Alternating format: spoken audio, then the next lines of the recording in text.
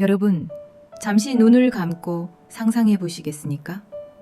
얼음장 같은 바닷물이 당신의 발목을 휘감고 순식간에 온몸을 집어삼키는 그 순간을 말입니다.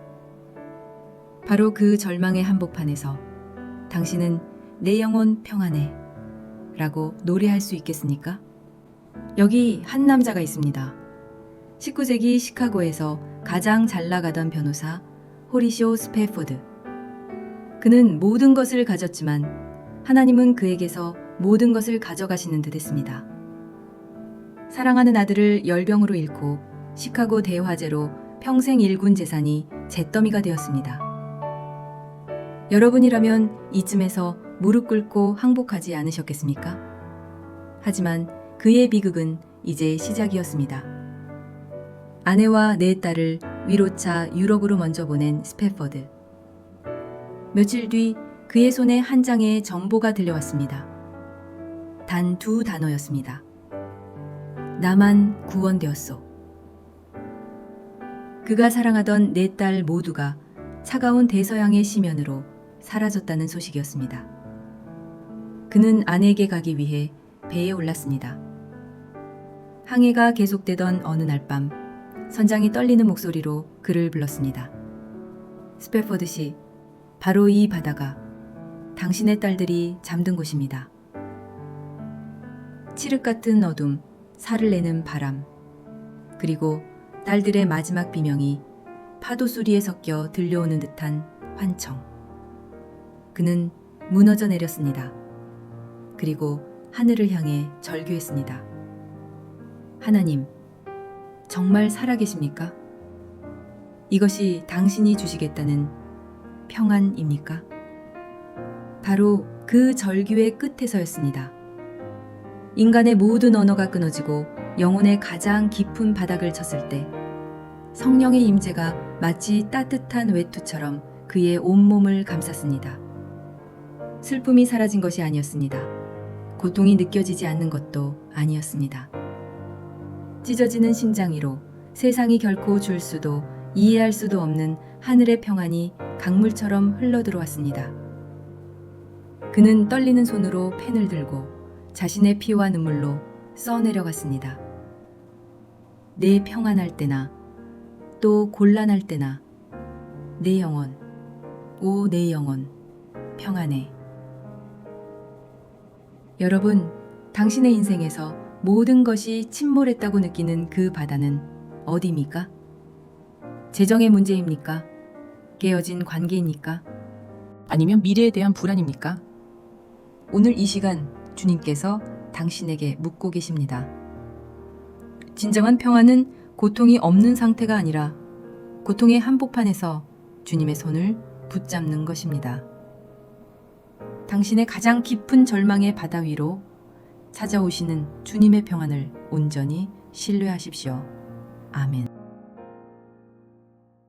만약 오늘 당신의 삶에 가장 신뢰하는 사람의 이부통의 사형 선고가 내려진다면 어떻게 하시겠습니까?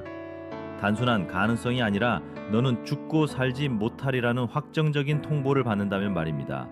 여기 그 절망적인 선고를 받은 한 남자가 있습니다. 그는 한 나라의 왕이었고 모든 권력과 부와 명예를 가졌던 히스기야였습니다. 그의 영적 멘토였던 이사야 선지자는 하나님의 메시지라며 이 말을 전하고는 그 어떤 위로나 대안도 없이 차갑게 돌아섭니다. 그 순간 왕의 머릿속은 얼마나 복잡했을까요? 최고의 요사를 부를까 아니면 자신의 업적을 과시하며 운명을 부정해 볼까? 하지만 히스기야는 그 모든 것을 하지 않았습니다. 그는 침상에서 몸을 돌려 차갑고 단단한 벽을 향해 얼굴을 묻었습니다. 왜 하필 벽이었을까요?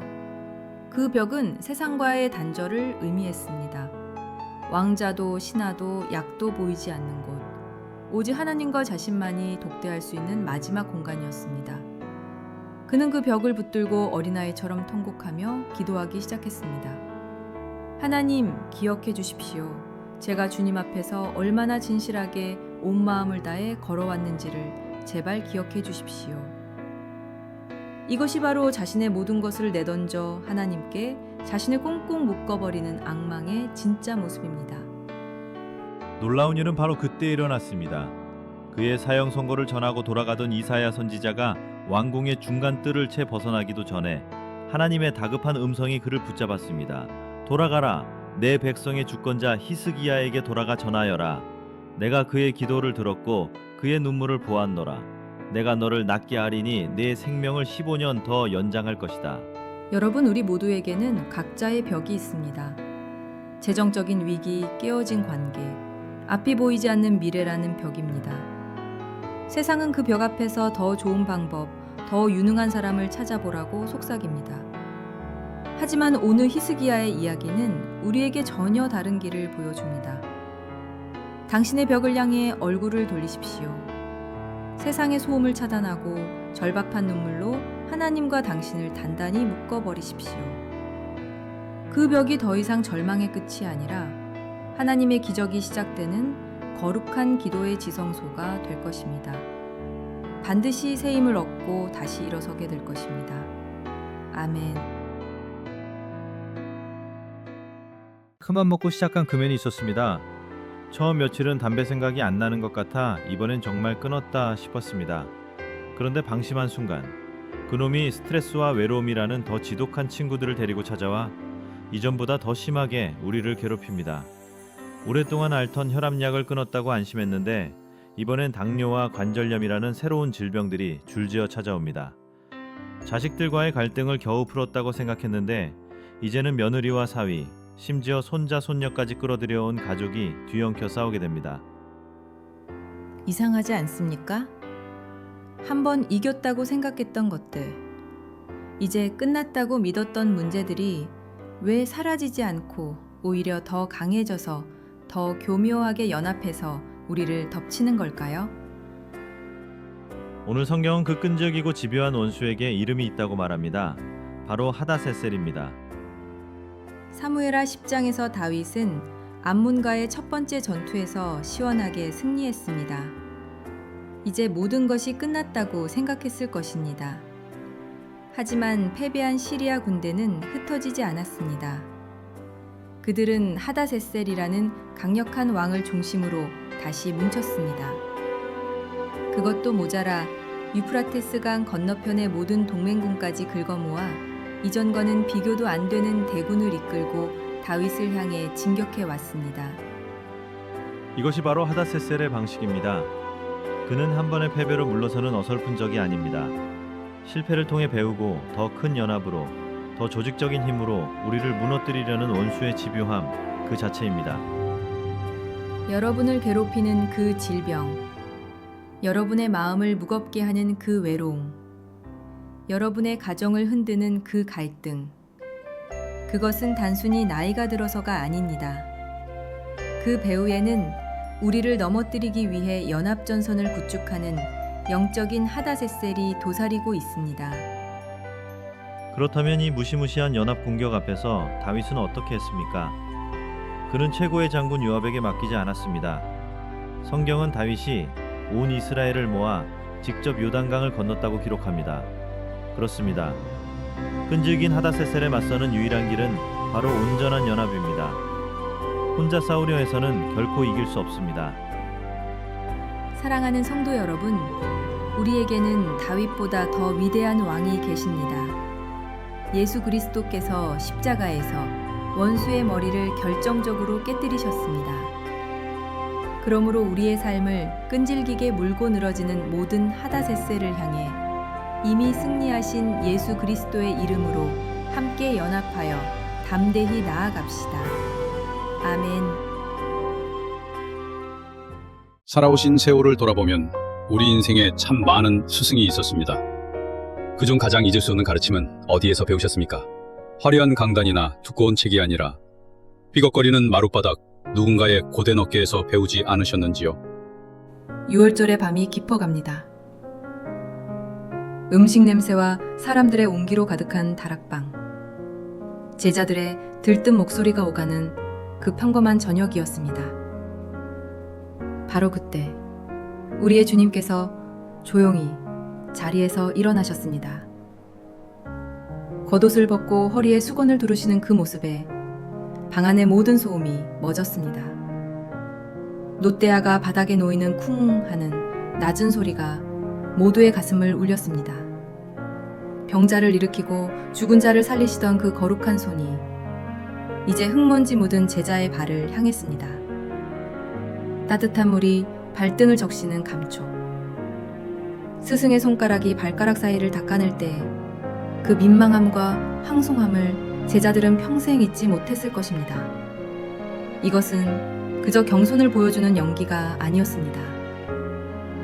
세상에서 가장 높은 분이 가장 낮은 자의 모습으로 말없이 온몸으로 보여주시는 사랑의 본보기였습니다. 우리 성도님들 평생을 그렇게 살아오지 않으셨습니까? 자녀를 키우고 가정을 일으키며 교회를 위해 묵묵히 헌신해 오신 그 삶이야말로 예수님을 닮은 섬김의 세월이었습니다. 이제는 그 섬김이 더욱 깊어져야 할 때입니다. 거창한 무언가를 새로 시작하라는 말씀이 아닙니다. 지친 배우자의 어깨를 말없이 주물러주는 손길, 이웃의 작은 신음소리에 귀 기울이는 마음, 서툰 자녀들의 삶을 위해 눈물로 기도하는 그 무릎이 바로 오늘 우리에게 주어진 발 씻김의 대야입니다. 그 냄새나고 낮은 자리, 누구도 알아주지 않는 그곳이야말로 주님께서 우리를 만나주시는 지성소입니다. 남은 우리의 생이 바로 그 자리에서 가장 낮은 섬김으로 가장 높은 사랑을 피워내기를 소망합니다. 우리 주님께서 당신의 그 귀한 손과 발을 친히 붙드시고 가장 복된 길로 인도하실 것입니다. 아멘. 혹시 평생을 바쳐 쌓아 올린 공든 탑이 한순간에 무너지는 것 같은 허무함을 느껴본 적 있으십니까? 자식들 잘 키우고 굳은 일 마다 않고 이만큼 읽으면 됐다 싶은데 마음 한구석이 텅 빈 것 같은 그런 날 말입니다. 성경에 나오는 엘리야라는 큰 선지자도 꼭 그랬습니다. 갈멜산에서 혼자서 850명의 거짓 선지자들과 맞서 싸워 하늘에서 불을 끌어내린 정말 대단한 인물이었죠. 온 백성이 그 앞에 엎드려 하나님이 살아계신다고 외쳤으니 평생의 사명을 다 이룬 것 같았을 겁니다. 그런데 바로 다음 날 악한 왕비 이세벨이 내일 이맘때 너를 죽이겠다고 협박하자 그 하늘을 찌르던 기세가 하루아침에 꺾여버렸습니다. 모든 걸 내던지고 광야로 도망쳐 로뎀나무 아래 쓰러져서는 하나님, 이만하면 됐습니다. 이제 저를 데려가 주십시오 하고 넋두리를 합니다. 우리는 인생도 참 비슷합니다. 평생의 자랑이라 여겼던 것들이 한낱 먼지처럼 느껴지고 기세등등하던 마음이 속절없이 꺾여버릴 때가 왜 없겠습니까? 바로 그때였습니다. 하나님께서는 천둥번개로 정신 차려라 하고 호통치지 않으셨습니다. 밤새 끙끙 앓는 자식 곁에서 죽 한 그릇 끓여 먹이던 우리네 어머니처럼 천사를 보내 따뜻한 떡과 시원한 물을 먹이시며 그를 어루만져 주셨습니다. 일어나 먹어라. 네가 갈 길이 아직 멀다. 그 따뜻한 음성에 엘리야는 다시 힘을 얻어 하나님의 산 호렙으로 향했습니다. 그렇습니다. 하나님은 우리가 지쳐 쓰러질 때까지 기다리시는 분이 아닙니다. 우리의 연약함과 상처를 누구보다 잘 아시는 분이시죠. 마치 어린 자녀가 넘어져 울고 있을 때 달려가 안아주는 아버지처럼 우리의 무너진 마음을 품어주시는 분입니다. 지금 이 순간에도 주님은 우리 곁에 계십니다. 화려한 기적이나 놀라운 표적이 아니라 오늘 아침 우리가 읽은 그 말씀 한 구절로 어제 밤 기도할 때 마음에 스며든 그 평안으로 우리를 만나주고 계십니다. 세월이 흘러 머리가 휘어지고 몸이 불편해져도 우리 안에는 여전히 하나님의 생명이 꿈틀거리고 있습니다. 그 생명의 힘은 나이를 뛰어넘어 우리를 새롭게 하시고 다시 한번 일어설 용기를 주십니다. 오늘도 말씀 앞에 조용히 앉아 보십시오. 그리고 귀 기울여 들어보십시오.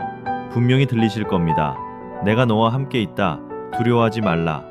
하시는 그 다정한 음성을. 그때 우리는 다시 한번 믿음의 날개를 펼치고 소망의 하늘을 날아오를 수 있을 것입니다. 아멘.